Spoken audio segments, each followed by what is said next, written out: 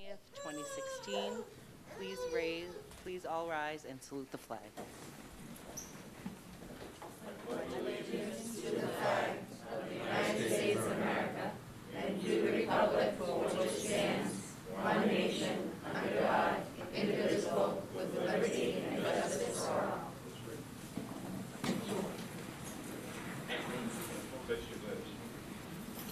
Thank you. Roll call of the members. Mr. Franti? Here. Ms. Scravalisi? Here. Mr. McGuire? Here. Mrs. Rizzo? Here. Mr. Sinella? Here. Ms. Ty? Here. Mayor Arrigo?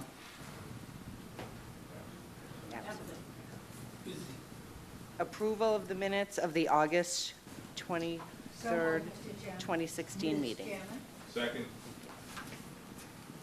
Certificates of appreciation to the Hill School Food Pantry.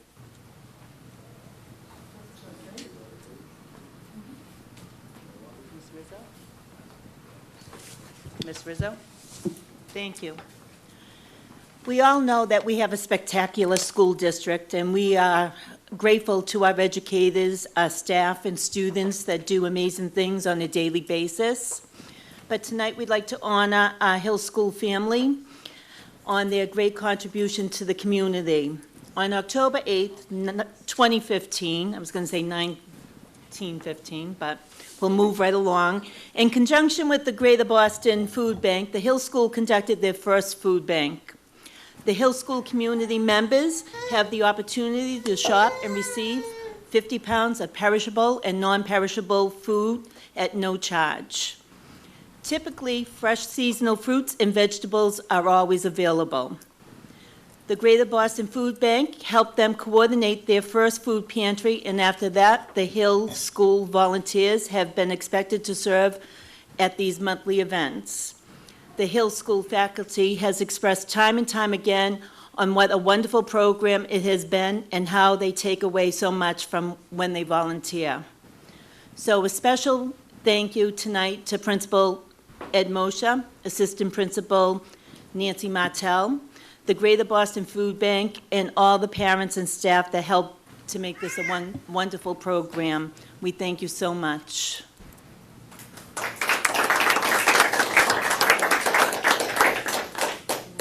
Mr. McGuire, you have the certificates?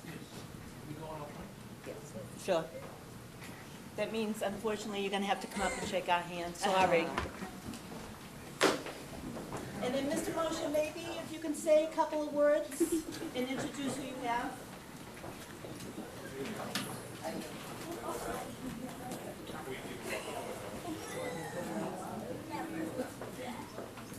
You should announce him.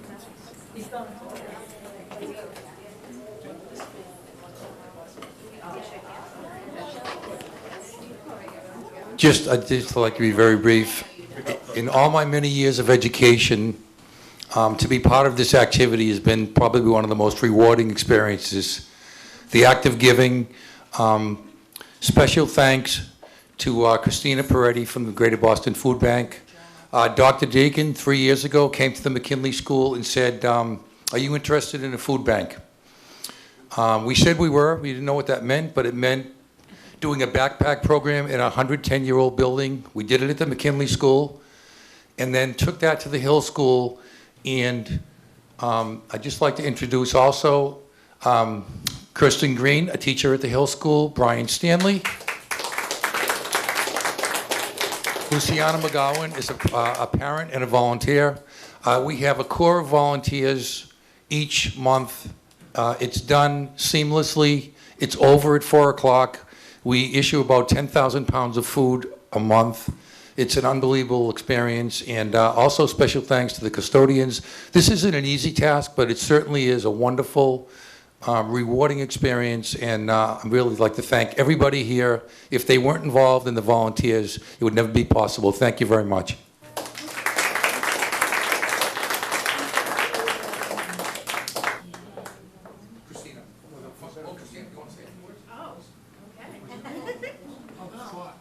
Very on the spot. I just really wanted to say thank you. When we met with Dr. Dakin 2 years ago, he said, sure, no problem. I know exactly what school, I know exactly what principal. And they just jumped in with both feet and have taken it and run with it ever since. They are amazing. They are one of, if not our best school-based pantry, just because of the numbers they serve, the dedication to the community, the dedication from the staff and the parents and the faculty, the custodians. Everybody has been involved, and it has really made it work, and we're just so thankful that you're our partners. So thank you.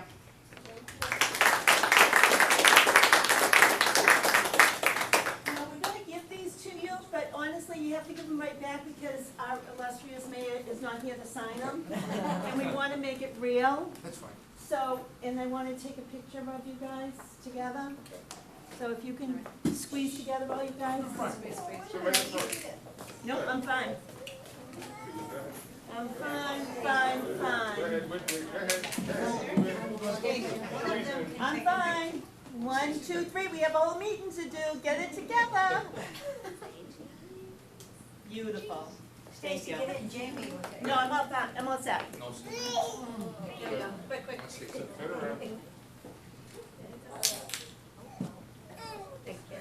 Thank you. Thanks, Stacy. Six most wanted.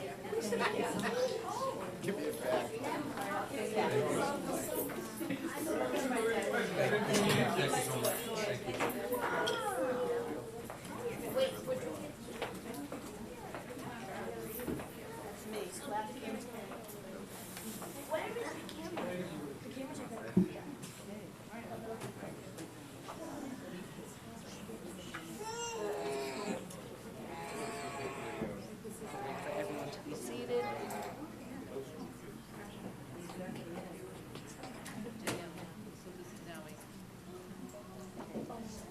Good.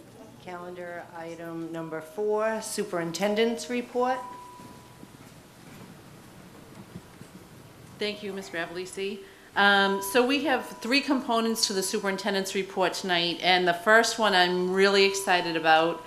One of the things that we made a commitment to in our goals for district improvement was to help highlight more of the great work that our students are doing. We have the opportunity as employees of the school district to go around and visit the schools and really see what's happening in our classrooms, what happens in the summer, how engaged our kids are. And I see kids all the time at the elementary level who are doing things that you would think are only possible of middle school or high school students. And I see kids at the high school all the time who are doing things that I wouldn't think they would experience until college or beyond. So I'm always so impressed by the work that our kids are doing and the activities that our teachers are engaging them in. And so one of my pledges for this year was to share with the committee and with the community as a whole some of this great work. And so tonight, as the first part of the superintendent's report, we've invited some students from the Wayland School who participated in their summer STEM program to share with us some of their work. And they're going to be doing a presentation for us called Light Up the Night, an Electrical Engineering Challenge. And with the students, we have Christian Masaka, Matthew Santos, and Ariana Mendoza, who are going to present to us tonight. And with them are their teachers who led the program, Amanda McDonald and Katie Mason, and also their new assistant principal, Beth Delaney, and their principal, Mrs. Jamie Flynn. So without further ado, I'm going to pass the microphone over to the kids who are going to show us a thing or two.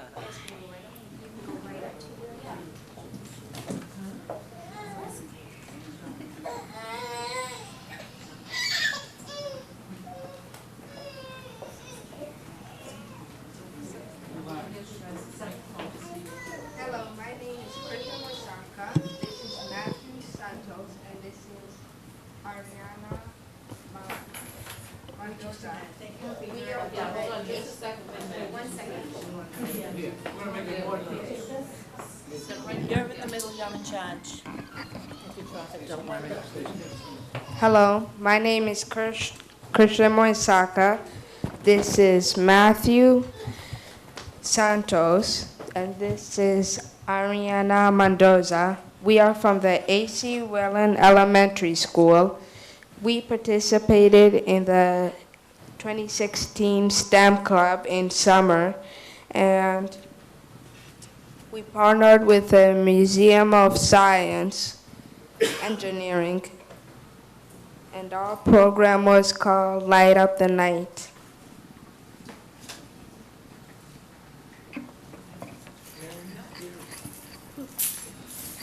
We use knowledge of circuits and electricity to recreate the Northern Lights. Some of the materials that we use are clay, Play-Doh, alligator clips, Fresnel lens, water, LED lights, and a 9-volt battery. We work together to create different colors and shapes of on the background.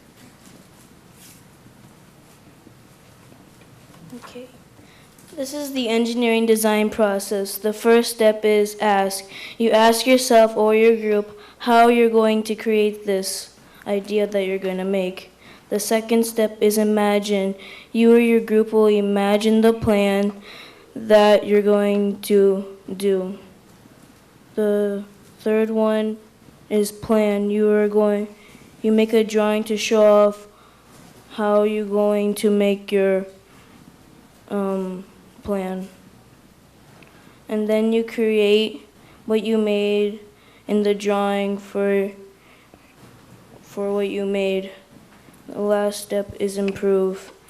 If you think it needs more to it or it's not working like you planned it to, you improve it.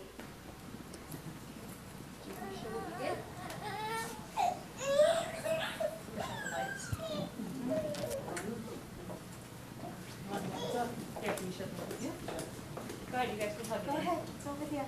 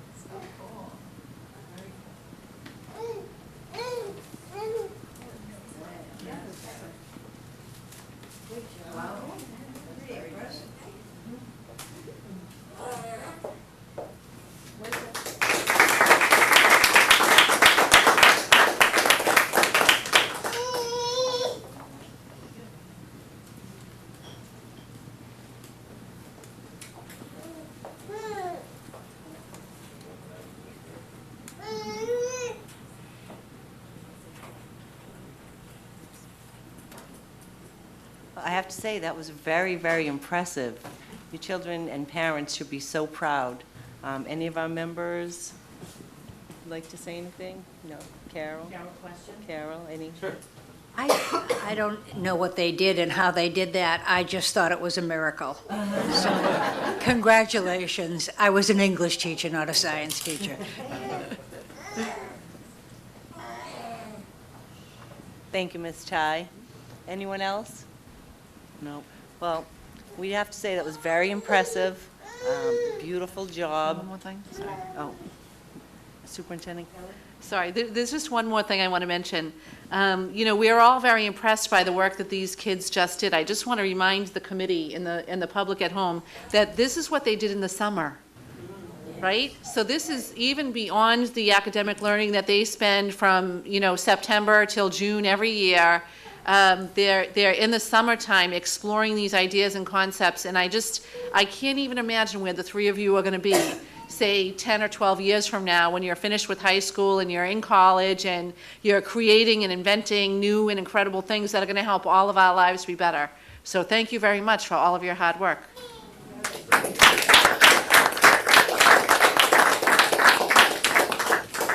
Mr. McGuire? Just another reason why we need a new high school to produce these future engineers Good point, Mr. with McGuire. state-of-the-art 21st century science labs, because technology and science is the future, as you are. Thank you very much. Thank you.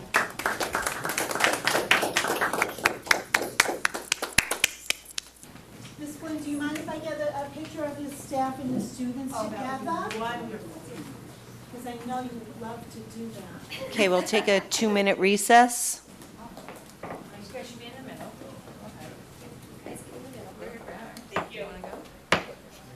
Okay, welcome back. We'll now continue with the superintendent's report. Thank you, Ms. Gravellisi. So then the next piece of the superintendent's report is really just a few updates. That'll only take a couple of minutes. It's really for the information of the committee and the families at home and the community. The first is about state assessment results. We have received our results from the state, but the information is currently embargoed until next week. Until September 26th. So you can look forward to an extensive report at our October meeting. I will push the boundaries of appropriateness and say that I think we're going to be excited. Yes, even Debbie Dowder will be excited. So the next item is just MCAS 2.0. As I'm sure some parents have heard, but we want to try and get the word out. The state has made the decision to move to a new assessment system this year that will be a hybrid of the MCAS, which we used to take, the PARCC assessments that we have been piloting for the last couple of years, and the new assessment system will be called MCAS 2.0, and it will be very much a hybrid of the MCAS that we took before and the PARCC assessments that we've been taking for the last couple of years, on which we've had good results. So we don't feel that we should be concerned about the content. We feel like our teachers in their transition to the new state frameworks that are based on the Common Core have done a great job preparing our students. We can't think of any reason why our students would suddenly have difficulty taking these assessments where we've done well in the past. Of course, our goal is to continue to close achievement gaps and help even more of our students be successful and show proficiency. But one of the things that we want to focus on as we do move through this school year, as we get closer to the testing windows in March, April, May, and June, that we can share more information with parents and with the committee and with the community at large. So you can expect to hear more reports about the contents of MCAS 2.0 in upcoming reports. But again, nothing that we feel anybody should be worried about. Along those lines, we're going to be presenting our school and district improvement plans to the school committee for their approval on October 3rd, October 13th, and October 31st. Dr. Mokaba has just finished signing up schools and directors to time slots so that they'll be each able to give you a 20-minute presentation on the key pieces of areas of focus that they'll be working on this coming school year. And of course, those areas that they're focusing on are aligned to the district goals, which we shared with you over the last couple of months. And a quick update on our Mass School Building Authority projects. We currently have 3 projects in the pipeline. 2 of them are at the Garfield complex. The roof project, you'll recall I shared last month, is being delayed until the end of this school year, just so that we can ensure a safe learning environment for students. But we expect that project to take off as soon as school gets out. We're also in the process, and coming up later in tonight's meeting, you all are going to give a vote of support for the procurement of funds for new boilers at the Garfield School. We hope to be starting that work in the spring as well. We're a little bit tied to MSBA timelines for that. As soon as we have information on when that project will begin, we'll be sharing it with the public. And the third project is a core project proposal that we submitted last spring for a new high school building. And I am pleased to report that the MSBA contacted me last week to schedule a site visit. So they'll be coming out on October 27th to visit the high school, look at the facility, assess the needs. I'll remind everybody that, the MSBA came out about 5 years ago, I think it was, when we were trying to get new science labs at the high school, and there was a grant program through the state that would have brought about $8 million for a new addition, a new science wing to the high school, and the state basically said that they wouldn't give us the money because they felt it was putting good money after bad, that what we really needed was a new high school facility. So, you know, taking them at their word, we are progressing through the multi-year process of trying to establish a new high school. We've been working with the mayor's office, and we'll continue to work with the mayor's office and the city council and the school committee as we proceed. It's not something that's going to be imminent. The result of this site visit will be that they'll decide whether or not to invite us into the program for a new high school. We probably won't have that decision until after the first of the year, but as we get new information, I'll be sure to share it. The last piece of information that I had on the superintendent's report is a little update on information about religious holidays. As many people know, we've struggled over the last several years to meet the needs of students in the face of differing opinions among our adult constituents, both school committee members, parents, community members, central office, administration, teachers. All of us have weighed in on what happens with religious holidays. Historically, we came to school on those days. And there were some religious holidays that were determined to be no school days based on different contracts, both the AFSCME contract that governs our secretarial and custodial employees, as well as the teachers and the administrators' contracts make reference to particular dates as holidays or talk about religious holidays and how they can be used by employees. For the last 5 years, as our demographics have shifted in the city, we've moved to a calendar that had no school on all of the religious holidays that were identified by the state as holy days of obligation. That resulted in a somewhat choppy beginning to the school year, especially last year, the 2015-16 school year, and the year before that, when upwards of 6 religious holidays fell on school days. In some years, it wasn't as much of a concern because some of the days happened to fall when there was no school anyway, or on a weekend, or before school started for the school year, things like that. So it was less of a concern, but the concern was amplified when there were so many of the religious days. And when we look at the diversity, which is such a huge asset to this city, but when we look at the diversity and we try to honor all individual differences and still treat people equitably, we made the move to taking off all of those religious holidays for our major populations, which are Muslim, Jewish, and Catholic. In the past school year, we spent a lot of time talking about that situation with parents and with teachers, and we came to the conclusion with the school committee that it would be best if we tried to open school on those religious days to try to meet the needs of these different adult populations. And so we engaged in that experiment, and as the year has gotten underway, we've solicited information from teachers to see how we're going to stand on these religious holidays. And of course, the Muslim holiday of Eid has already passed, so I had just a little bit of data that I wanted to share with the community and with the committee as we continue this discussion throughout the school year. And the first piece of information that I wanted to share, primarily because I see it as somewhat problematic, is the information on Good Friday. We asked teachers to let us know if they were intending to take time off for religious observation. And they did that, and we didn't see an issue in the data for the number of staff members who needed to observe Eid or the other Muslim holidays, or the number of teachers who needed to observe the Jewish holidays. In all cases, it was at most 5% of a school staff who wanted to observe those, make those religious observations, or observances, I should say.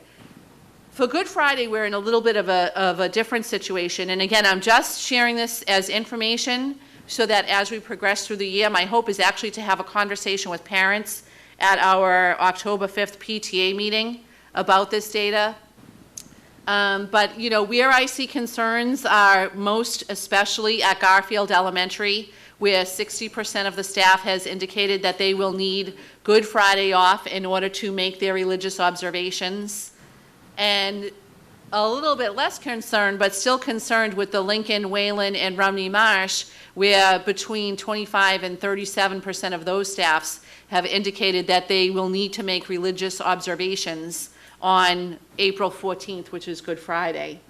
You know, it's beyond our purview to actually ask people how they're going to engage in observing their religion on those days, so it's not something that I would ask teachers, but we definitely need to think about at what point is it unsafe for us to open a school when we know that such a preponderance of the staff will not be present. The other point, which is on the bottom of this slide that I just wanted to bring up for the committee and for parents as we engage in these discussions, is that on Eid, we had over 500 students absent specifically for the reason of religious observation. I mean, there are, of course, other students who are absent because maybe they were sick or they had a doctor's appointment or a variety of other reasons, but 500 students, their parents called the school and said, my child will be out in order to make religious observations. So as we talk about what's in the best interest of kids and continue this conversation through this experiment that we agreed with this year of going to school on the religious days, I just offer this data as talking points in that discussion. Madam Chair. Ms. Ty? Well, at first blush, I mean, I might first worry about what good academically would come of it, but it really distresses me that it's a safety issue. There is no way that we can operate a school with 60% of the staff out, or 37%, or 33, or even 25. And it's problematic with 16, 17, 18, I mean, that's problematic too. So, I don't know, I think we need an extensive conversation about how we can deal with this. I know it was an experiment, but I think the experiment failed. Thank you. Ms. Rizzo? I don't see it as an experiment. I see it as we looked at what was best interest for all the students. And to make a choppy beginning of the school year, that they didn't even have a full week of school until the middle of October is not educationally sound. Are those numbers high? Absolutely. But we set the calendar. And I never used the word experiment, and I didn't see it in the motion either, or when we voted for the calendar. So if there were side conversations, that's fine. I have no problem discussing this further at a subcommittee meeting. But experiment, no, I'm not into experiments, but discussions I have no problem with. I am disappointed at the numbers that I see, and I appreciate anyone that wants to observe their religion. But I'm going to be honest. I'm not going to see most of them at Mass when I leave and go to Mass that afternoon for Good Friday. So I am disappointed. I understand where the staff is coming from, but hopefully a lot will calm down a little and maybe rethink this. Because do we really want to have an extra day at the end of the school year? I don't think so. I don't see any educational value there either. But that's my opinion. Thank you, Ms. Rizzo. Oh, sorry. Mr. Sinella? Looking at the numbers at the Garfield School, it seems almost like a concerted effort. And I think that teachers have been misinformed. Good Friday was a calendar holiday, and I think that some of them have been misled that they were we had given them Good Friday off, we took it away, that they're losing a day. They never lost a day because it wasn't counted in the school calendar. So whether it's off or it's on, they haven't lost anything. The day was prolonged on the end. So if anyone is misleading teachers, I think any teachers watching this should step back and take a closer look at what is before us. Kind of as a lapsed Catholic, I mean, Good Friday to me was Stations of the Cross, but they didn't start until 3 o'clock in the afternoon. So I'm just curious as to the 41 staff members at the Garfield School, how they will be celebrating, which was previous speaker mentioned that's not our prerogative. But when you start getting numbers, again, it looks like coercion. And I also want to let the voting public know these are paid days for these people. So they get to celebrate their religion and they get to get a full day's pay. In the teacher's contract, they are allowed 2 personal days, which has been described for personal reasons. I assume that this would be a personal reason. The way the contract is written, apparently, it's kind of a gray area. But again, any teacher watching this should really seriously think of their obligation to the children and to consider coming to school on those days without any ramifications. We can all celebrate in our own way. But adding more days, because if we go back to the old school calendar, they could in some years be 8, 10, 12 days. And the state is looking for longer school days. They're looking for longer school year. I don't know about going to school in July. But again, these numbers are very disturbing. And for my own personal reasoning, there's something afoot here. Excuse me, Madam Secretary, Superintendent, wasn't this part of AFSCME's contract Good Friday, and they have already been granted coverage for this? So the AFSCME contract lists Good Friday as it does Evacuation Day as recognized holidays. And what the AFSCME, it's a little bit different with the AFSCME unit because they're year-round employees. We can make accommodations in different ways. So the way that we accommodated for their contract requirement that they have those days off is that they actually work those days and we give a different day off in the summer. And it ends up being no loss to students. Right, but this is the point I'm getting at was that it was contractual. They would have lost the day vacation or whatever. Correct. And it was compensated for. Teachers, Good Friday was not a lost day. Correct. Thank you. Thank you, Mr. Sinella. Mr. Ferrante? Thank you. Thank you. Okay. Obviously, the numbers are pretty disturbing. But, I mean, there really is only 2 options here. Either we go to school or we don't. It's cut and dry. The preliminary numbers aren't good. But mind you, there's a possibility that you're going to get more teachers calling that want to take it off. I don't see what really option that we have at this point. I think the numbers will probably get worse before they get better. If we... Sorry, just to be clear, we gave teachers a deadline. We asked them to let Dr. Mokaba know by a particular date if they intended to take a day. So I feel like these numbers are fairly firm for what they would be. So they can't call in February and say they want to take the day off? Technically, they could. I mean, But that would be really problematic if somebody, if a staff member did something like that and really put us in a position where the district can't even plan, then, you know, I'd really have to question that person's integrity. Yeah, but I'm just saying there's the possibility. I'm not saying it's going to Yeah, happen. there is a possibility. There's a possibility. So we have to examine every option that we have here. Yeah. And I think that's another option that may be used and maybe not used. I don't know what we're going to do. It's, you know, I mean, I think we really have to discuss this with other people and, you know, make a decision, and we got to live with it. Thank you. Mr. McGuire? First of all, I'd like to point out that there were 7 out of 11 schools, in 18% or under. I applaud the teachers at the high school for caring about children. This is a definition of church and state. I'm a practicing Catholic. I have Muslim friends. I have Jewish friends. This is about kids and parents. Parents want to go to school. Kids want to go to school. please reconsider your choice. At the end of the day, we're here to serve as kids. And as Fred Zanella said, you can observe your holiday after 3 o'clock, after 4 o'clock. There's 24 hours in a day. Thank you. Thank you, Mr. McGuire.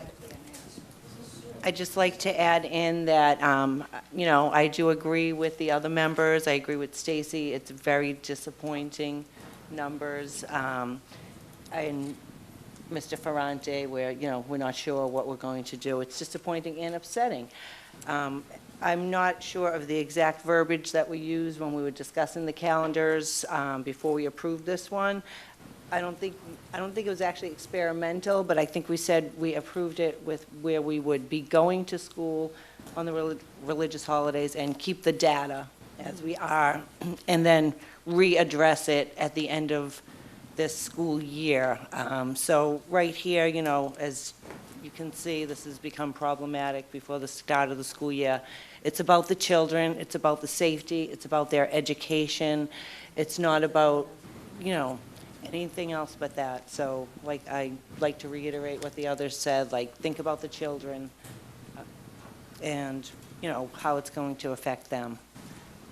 Thank you. Anyone else? Okay. So the very last thing for the superintendent's report is I would just pass the mic to Student Representative Giovanni to see if he has any report. It's early in the school year, so you might not have a lot to share, but I'm sure you have a couple things. Yeah. Thank you, Dr. Kelly. I would like to start off by saying that this past Thursday was a busy day at the high school. We had a college fair hosted by the high school guidance department with some great schools in attendance.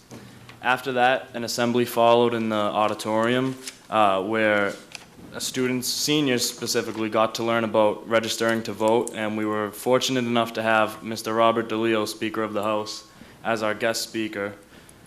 And he discussed the importance of the upcoming election, bullying, and even the opioid crisis. So it was a great opportunity to get to hear from him, to learn how to register to vote, what the ballot is going to look like. It's pretty informative and definitely a worthwhile real-world application for the seniors. Also, in terms of elections, Revere High School will be holding school-wide class elections over the next 2 weeks, so that's exciting for all the class student councils. And finally, I would just like to add that this is the first year that the Student Senate is up and running in the high school since, I believe, the 70s. 1976. Yeah, and we have over 40 students on the Student Senate, and there are 24 voting members. And the Student Senate was represented at the Nellie Mae Leadership Institute this summer at UMass Amherst, where we worked on some action plans to bring back to the school for this year. So we'll be hosting monthly meetings on those half days that we have. I believe there'll be professional development for teachers, but the Student Senate will be meeting on all those half days every month to just work on all of our subcommittee projects. And our first meeting in October will be to go over our action steps for the year. So we're excited. Thank you. Thank you, Giovanni. Okay, calendar item number 5. That concludes the superintendent's report. Calendar item number 5, subcommittee reports? None? Okay, calendar item number 6, school department communications. Mr. McGuire? This is from Deputy Principal Jonathan Mitchell, disposing of outdated home economics equipment.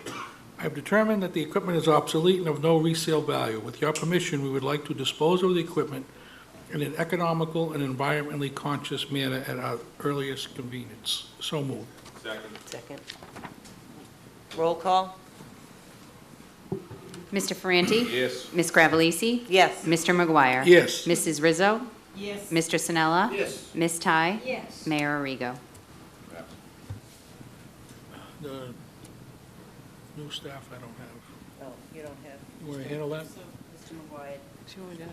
So I'll just share that we communicated with the school committee a list of all of our new staff members with their credentials and the positions that they went into. We were somewhat surprised this year by the number of new staff. With this being a lean budget year, we anticipated a very small number of new employees, but we did have a number of leaves of absence requests, and also some resignations that resulted in about 40 new staff members joining us in different positions. None of them represented new positions. They were all replacements for other teachers who either left temporarily or permanently. Thank you. Superintendent Kelly, okay, and that concludes calendar item number 6. Calendar item number 7, new business. Employee children at school complex. I believe we're going to leave this in committee. Carol? Calendar item number 7, new business. Yes. I move that we refer this to the committee of the whole. Second? Second. Roll call? All in favor? All opposed? Okay. Calendar item, okay, so that will be tabled and referred to our next subcommittee, committee of the whole meeting. Calendar item number 8, late communications. Yes, we do. Late communications? Yes, that we take a roll call vote in support of the, Those are motions. But you do have a late communication from Fred. Late communication oh, from, it's a motion. it's a motion. Yes, it's a motion. Oh, but it's not on the agenda. Well, he can read it. Okay, okay. Okay, so there are no late communications. Okay, Oh, motions. calendar item number 9, motions. Mr. McGuire? That we take a roll call vote in support of the city council's allocations of funds for the Garfield School Boiler Project. So moved. Second. Roll call? Mr. Franti? Yes. Ms. Gravellisi? Yes. Mr. McGuire? Yes. Mrs. Rizzo? Yes. Mr. Sinella? Yes. Ms. Ty? Yes. Mayor Arrigo? Absent. B, that we take a roll call vote in support of the Revere Public Schools lease agreement with the Santar Bank for the students' Chromebooks. So moved. Roll call? Mr. Ferranti? Yes. Ms. Gravellisi? Yes. Mr. McGuire? Yes. Mrs. Rizzo? Yes. Mr. Sinella? Yes. Ms. Ty? Yes. Mayor Arrigo? This is a late motion. Mr. McGuire? Yes. Motion made by Fred Sinella to nominate Stacy Rizzo as the Revere delegate to the Mass Association of School Committee Annual Conference to be held November 2 through 5, 2016 at the Hyannis Conference Center. Madam Chair, So lady. moved. Mr. Sinella? Chair, no. You can't take back. You can't take No, it back. Ms. Rizzo is currently the chair of Division 9, which is the urban district areas, so she's very familiar with it, and I'm sure will be well represented.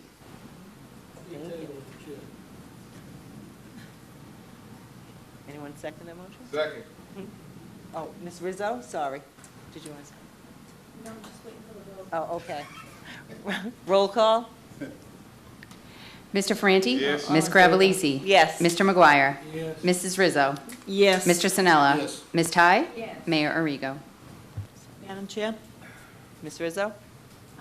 Well, thank you for allowing me to represent at the state conference, and there is 7 resolutions that will be voted on, so I'm hoping that we can plan a committee of the whole to go over the resolutions prior, so I know your wishes. Those resolutions are going to be on regarding high school starting time, poverty in children, tie-in test scores to Chapter 70 funding, support for equitable and sustainable placement programs for any of our students that are under the McKinney-Vento Act, tax reform, and membership of the school committee to be on the Board of Education, and also relative to the teaching strategies for kindergarten. So we have a lot to look over. Everyone got their delegate manual. So if you can do your homework first, we'll just have a fast meeting on how you would like for me to proceed. Thank you. Thank you, Ms. Rizzo. Anyone else? Okay. Calendar item number 10, public comments. No, no one from the audience. Calendar item number 11, payment of bills. So moved, Madam Chair. Second. Okay, roll call. Okay, calendar item number 12 is adjournment of the meeting. Our next meeting will be October 18th. October 18th. Oh, okay.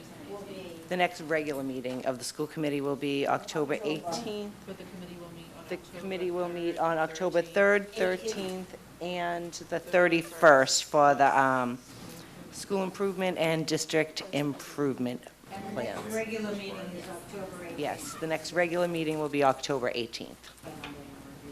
So moved? So moved.